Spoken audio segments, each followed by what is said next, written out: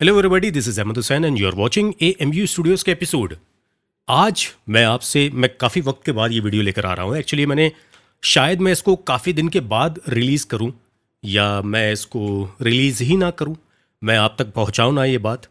लेकिन सच बात ये है कि आपको ये बात जानना बड़ा ज़रूरी है कि आप जो ये काम करना चाहते, देखिए मेरे चैनल पे क्या है, वॉइस ओवर्स, डबिंग्स के बारे में information, technology, microphones, sound cards, audio recording से रिलेटेड गैजेट्स वगैरह वगैरह, हेडफोन्स, ये सब सारी चीज़ें आपको देखने को मिलती हैं।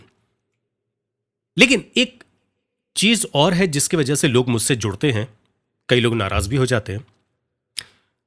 वो ये काम करना चाहते हैं। अब वो इस काम को आप डबिंग कह लीजिए, वॉइस ओवर कह लीजिए, कुछ भी कह लीजिए आप, जो भी। वॉइस ओवर एक इंडस्ट्री है पूरी, और डबिंग और ये सारी चीज़ें जो हैं ये इसके पार्ट्स हैं, ठीक है ना। कई सारी चीज़ें आती हैं, जैसे कि सबसे पहले जो सबसे मेन काम है, जो इस इंडस्ट्री में सबसे ज़्यादा होता है, वो है स्क्रिप्टिंग का काम। फिर उसके बाद में ऑडियो रिकॉर्डिस्ट होते हैं, डबिंग डायरेक्टर्स होते हैं। ये ज़रूरी नहीं है कि जो अच्छे वॉइस ओवर आर्टिस्ट हो वो डबिंग डायरेक्ट भी कर सके। डायरेक्शन के लिए एक अलग दिमाग की ज़रूरत होती है।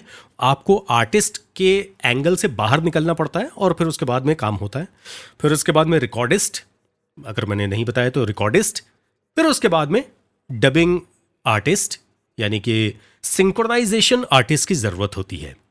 एक्चुअल टेक्निकल नाम जो है वो इसका डबिंग आर्टिस्ट नहीं है, सिंक्रोनाइजेशन आर्टिस्ट है। सिंक्रोनाइजेशन इन द सेंस यानी कि सिंक कर ले वो चीज़, यानी कि एक ऑलरेडी की गई रिकॉर्डिंग पर अपनी आवाज़ दे दे। वो तमिल, तेलुगु, उड़िया, बंगाली, हिंदी, इंग्लिश, फारसी, टैलिक या जो भी लैंग्वेज होगी, उसको एक दूसरी लैंग्वेज में, कंफर्टेबल लैंग्वेज में, जो जहाँ सुनी जाती है। जैसे गुजराती में भी डब होता है, तमिल में भी डब होता है, हिंदी में भी डब होता है। यानी कि जो हिंदी में अगर कोई चीज़ बनती है तो वो तमिल, तेलुगु, अलग भाषाओं में भी डब होती है। वो ज़रूरी नहीं है कि इंग्लिश से कोई चीज़ और तमिल, तेलुगु से वो हिंदी में डब हो, वो हिंदी से भी दूसरे लैंग्वेज में डब होती है। तो मैं आप लोगों से ये कहना चाहता हूँ, आप लोगों का वक्त ना लेते हुए, कि अगर आप लोग डबिंग का काम करना चाहते हैं, यानी कि किसी और के किए गए कैरेक्टर पर अगर आप अपनी आवाज़ देना चाहते हैं, तो आप अपने कंफर्ट जोन से बाहर निकलिए, उस जगह पे जाइए जहां पे ये काम हो रहा है। और ये काम सिवाय मुंबई के अलावा और कहीं नहीं है। मैं आपको लिख कर दे सकता हूं। लोग दिल्ली में काम करने के लिए हैं, वो कहते हैं कि नहीं, दिल्ली में बहुत काम है। हिंदी बेल्ट की बात बता रहा हूं, क्योंकि मैं खुद या तो हिंदी जानता हूं, या इंग्लिश जानता हूं, या उर्दू जानता हूं। यही 3 लैंग्वेजेस मुझे आती हैं। फारसी थोड़ी बहुत आती है तो वो बोल लेता हूं, लेकिन वो डबिंग के काम में यहाँ पे यूज़ नहीं होती है। तो अब आप क्या है कि अगर आप डबिंग का काम करना चाहते हैं, यानी इंग्लिश मूवीज़ को हिंदी में डब करना चाहते हैं, आप सीरीज़ को डब करना चाहते हैं, यानी कि किसी ऑलरेडी किए गए कैरेक्टर को अपनी आवाज़ देना चाहते हैं, तो आप अपने कंफर्ट जोन से बाहर निकलिए और कहीं मत देखिए, और आप मुंबई पहुंच जाइए। जब आप मुंबई पहुंचेंगे तो मुंबई में बरेली कह रहा हूं, बोरीवली से लेकर आपको बैंड्रा के बीच में ही रहना है। वहीं पे ही आपको ये सारे काम मिलेंगे, वहीं पे ये सारे काम हो रहे हैं। और आप वहीं पे कहीं फ्लैट ले लीजिए, रूममेट हो जाइए, हॉस्टल में चले जाइए, वगैरह वगैरह वगैरह सारी चीज़ें। और वही 10, 15, 20 स्टूडियोज़ हैं जो आपको काम देंगे, और उनकी भी लॉबी है। वो नए आर्टिस्टों को चांस देंगे ही नहीं जब तक आप उनके किसी काम नहीं आ जाते, ऐसे काम जो कि उनको आपकी ज़रूरत पड़े। ठीक है, मैं बात आपसे बताऊं कि मैं खुद डबिंग एक आर्टिस्ट था, अब नहीं हूं, क्योंकि मेरा खुद का एक स्टूडियो है। मैं लखनऊ में रहता हूं और मैं यहां पे बड़ा खुश हूं। मैं मोस्टली जो काम करता हूं वो वॉइस ओवर का काम करता हूं। वॉइस ओवर का काम में आप यकीन मानिए बहुत खुश रहेंगे, आप इत्मीनान में रहेंगे, सुकून में रहेंगे, हेडेक नहीं होगी आपको, और इज्जत है। एक वॉइस ओवर आर्टिस्ट की इज्जत है। डबिंग आर्टिस्ट को कहा जाता है कि ये एक्टिंग करने यहां पे आया था और इसके पास एक्टिंग का काम नहीं है, तो ये डबिंग आर्टिस्ट बनना चाहता है। क्योंकि डबिंग आर्टिस्ट में वो चेहरे की ज़रूरत नहीं होती।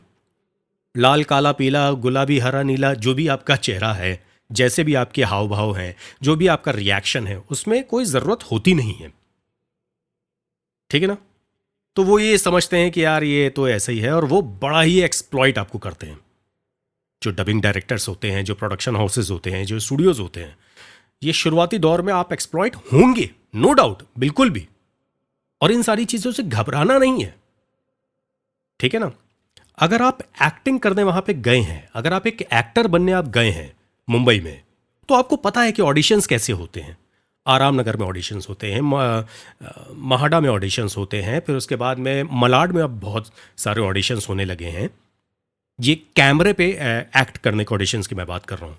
उसी तरीके से वॉइस एक्टिंग के भी ऑडिशंस होते हैं। बहुत सारे लोगों को चाहिए होते हैं, एक एक्टर चाहिए होते हैं जो कमर्शियली तौर पे उनके साथ काम कर सके। तो अगर आपको डबिंग आर्टिस्ट का काम करना है तो आप जाइए मुंबई, और कहीं मत जाइए जो लोग कहते हैं कि दिल्ली में है, या जो लोग कहते हैं कि मैं फलाना जगह काम कर लेता हूँ, मैं लखनऊ में भी डबिंग का काम बहुत नहीं है। भाई झूठ बोल रहे हैं सबके सब। मैं खुद एक स्टूडियो रन करता हूँ, मैं चलाता हूँ, मुझे पता है लखनऊ में, दिल्ली में कोई डबिंग सिंक्रोनाइजेशन का काम नहीं है भाई। और जो है उसमें यकीन मानिए आपको सिर्फ उतना पैसा मिलेगा जितने में आपका किराया भाड़ा ही लग जाएगा। ठीक है ना? क्योंकि एक स्टूडियो वाले को जो पैसा मिलता है वो आर्टिस्ट को कभी पे नहीं करेगा। वो अपना कमीशन निकाल के, अपने सारी चीजें निकाल के, अगर 100 रुपए एक आर्टिस्ट, 100 रुपए के स्टूडियो वाले को मिल रहे हैं तो वो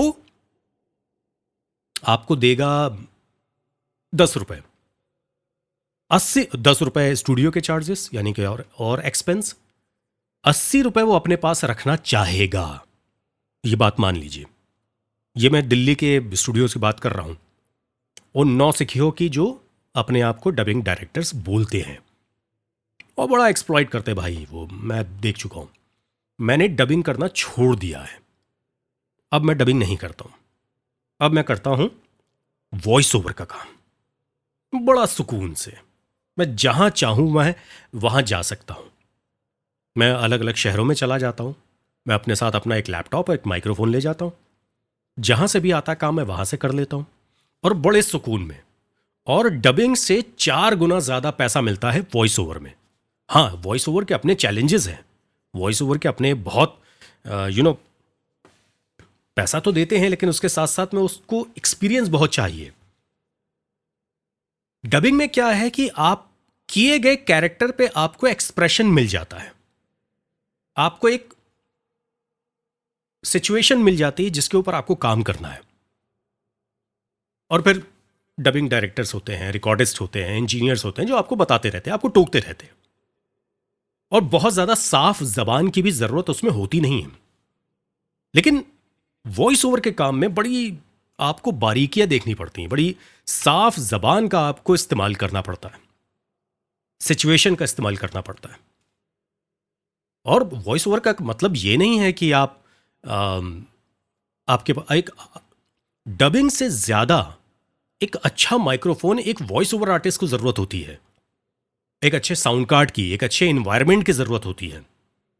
क्योंकि डबिंग में क्या होता है कि बहुत सारी जगहों पे और अदर के आर्टिस्ट के साथ में आपकी आवाज को मर्ज किया जाता है, तो वहां पे सिचुएशन चल जाती है। लेकिन वॉइस ओवर आर्टिस्ट के ऊपर बड़ी प्रेशर होता है, बहुत प्रेशर होता है। ना उसके पास डायरेक्टर होता है, ना उसके पास रिकॉर्डिस्ट होता है। मोस्टली मैं 90% की बात कर रहा हूं, और भी बहुत सारी चीजें। लेकिन एक फ्रीडम होता है, आप कहीं से भी काम कर सकते हो, आपको टाइम सिचुएशन की जरूरत नहीं होती है, बॉन्डिंग की जरूरत नहीं है, बाइंडिंग्स की जरूरत नहीं, सॉरी। और कई सारी उसमें फैसिलिटीज आप किसी भी शहर से कर लो, अपने कार के अंदर कर लो, अपने रूम में कर लो, एक अच्छा ट्रीटमेंट रूम बनाओ, वहां पर कहीं काम कर सकते हो। आप अपने कंफर्ट जोन पे ही काम कर सकते हो। लेकिन डबिंग में क्या होता है कि आपको जाना पड़ता है स्टूडियोज में, अपना एक्सपेंस लगा के आप जा रहे हो, फिर उसके बाद में पूरा पूरा दिन 8-8 घंटे 10-10 घंटे आपको बैठा के रखते हैं, और मिलता कितना है? 1500-2000। ये स्टार्टिंग के लिए मैं आपको बात बता रहा हूं, 1500-2000 रुपए 8 घंटे 10 घंटे के। फिर आप जब स्टैब्लिश हो जाते हैं तो आपका पैसा बढ़ जाता है। लेकिन वहीं आप वॉइस ओवर का काम करते हो तो आपको अच्छा पैसा मिलता है।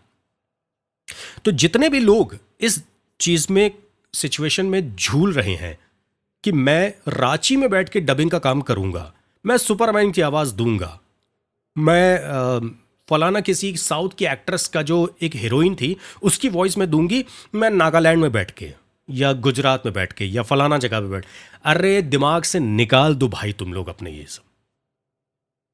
नहीं मिलेगा काम तुमको, नहीं मिलेगा, नहीं मिलेगा, गारंटी है। मैं आपको बात बता रहा हूं, क्योंकि डबिंग में आपको मीटरिंग देखनी पड़ती, मीटर से चलना पड़ता है, और वो काम आप नहीं कर पाओगे अगर आपके पास एक्सपीरियंस नहीं है डबिंग का। तो वो चाहे मैं सिखाऊं, चाहे कोई सिखाए, चाहे कोई भी कर दे आपके लिए, आप नहीं कर पाओगे जब तक कि ये काम आपने नहीं किया होगा दूसरों के साथ मिलके।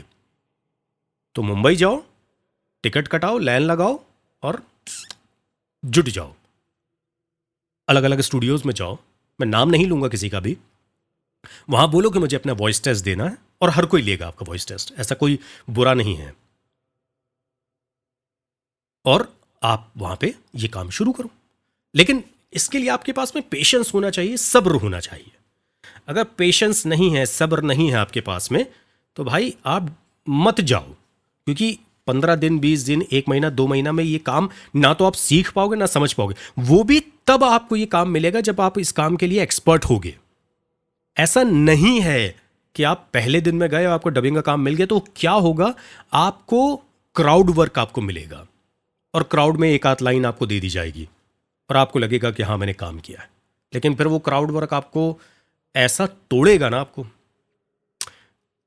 अगर आपको वॉइस ओवर का काम करना है तो आप किसी भी शहर से बैठ के, कहीं से बैठ के, किसी भी सिचुएशन में, किसी भी सिनेरियो में आप ये काम कर सकते हो। यूट्यूब के लिए काम कर सकते हो, टीवी के लिए काम कर सकते हो, रेडियो के लिए काम कर सकते हो, सिनेमा के लिए भी काम कर सकते हो। आपको मैं एक बात बताऊं, अब अक्सर मैं ये टॉपिक मैंने छेड़ा नहीं आज तक, लेकिन अब क्या होता है कि लोग अपनी मूवीज का नरेशन डायरेक्टर्स को सुनाने के लिए पूरी पूरी मूवीज को ऑडियो में बनाते हैं, और डायरेक्टर्स को, अलग अलग डायरेक्टर्स को पेन ड्राइव में, या तो अब तो खैर व्हाट्सएप के ऊपर चली जाती है। वो हम लोग यहां से बैठ के काम कर रहे हैं अपने लखनऊ में बैठ के। ये हमारी जगह है, यहां पर रेंट पे नहीं करना है, यहां पे हमको इलेक्ट्रिसिटी बहुत मिनिमम है, अकेलापन नहीं है, फैमिली है, आपके बीवी बच्चे हैं, और आप अपनी जगह पे बैठ के बड़े सुकून से, आपके दोस्त यार है, आपका अपना घर है, आपके अपना शहर है, जिस शहर को आप जानते हो, जिस जगह को आप पहचानते हो, वहां से ही काम कर रहे हो। तो अगर आपको डबिंग करते करते महीने में 1 लाख रुपए आपको अगर मिल रहा है, तो आप अपनी जगह पे, अपने शहर पे, अपने लोगों के बीच में अगर 50,000 रुपए भी कमा रहे हो, तो भाई आप सक्सेसफुल हो।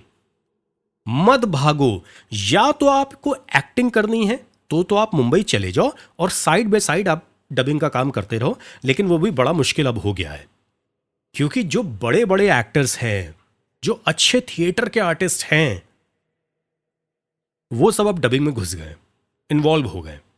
मैंने डबिंग इंडस्ट्री क्यों छोड़ी, उसके पीछे एक सिचुएशन थी जो कि मैं अभी जिक्र नहीं करना चाहता हूं, क्योंकि जिनकी वजहों से और जिन लोगों की वजहों से मैंने छोड़ी थी, आज भी वो लोग काम करते हैं। लेकिन मैंने अपना काम किया, अपने शहर में बैठ के काम किया। कोविड से पहले मैं भी मुंबई में था, और मैं पिछले 10-12 साल से था, काम करता था। मैं सिर्फ वॉइस ओवर का काम और डबिंग का काम नहीं करता था, मैं इसके अलावा एडिटिंग करता था, साउंड रिकॉर्डिंग करता था, साउंड मिक्सिंग मास्टरिंग करता था, और भी कई सारी चीज़ें थी। टीवी एड इंडस्ट्री में मैं था।